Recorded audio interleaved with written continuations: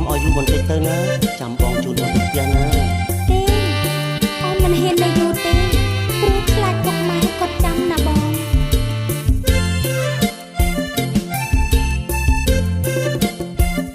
ប្រលប់យប់យូរប្រលប់យប់យូរអូនលាគោរំខ្លាចម៉ែគាត់ចាំបិទទ្វាររបងខ្លាចទុកបន្ទងខ្លាចទុកបន្ទងដើរកងទំនងចាំស្អែកណាបងចាំស្អែកណាបងយើងជួបគ្នាទៀត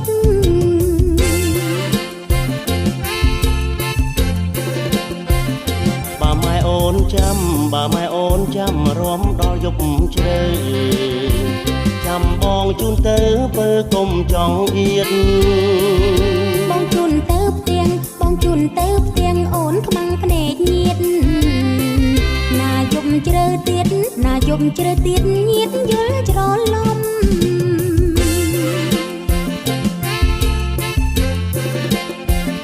ថ្ងៃចូលឆ្នាំថ្មីថ្ងៃចូលឆ្នាំថ្មីខ្លាចអីប្រលឹង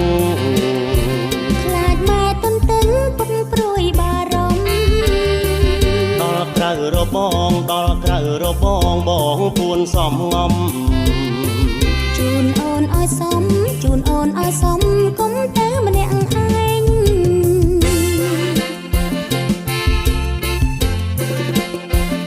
ដូចភ្លាមសងដូចភ្លាមសងមើលម៉ោង10ផ្លាយ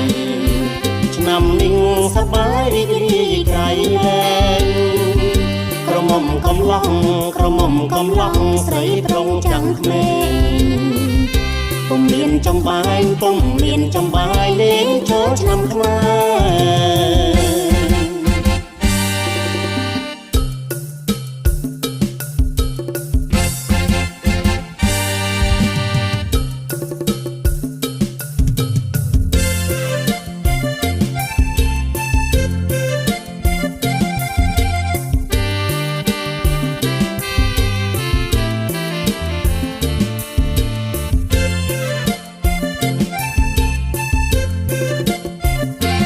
ចូលឆ្នាំថ្មីថ្ងៃចូលឆ្នាំថ្មីខ្លាចអីប្រលឹង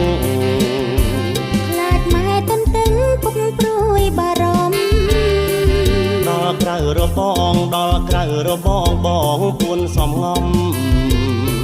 ជូនអូនឲ្យសមជូនអូនឲ្យសមកុំទៅម្នាក់ឯង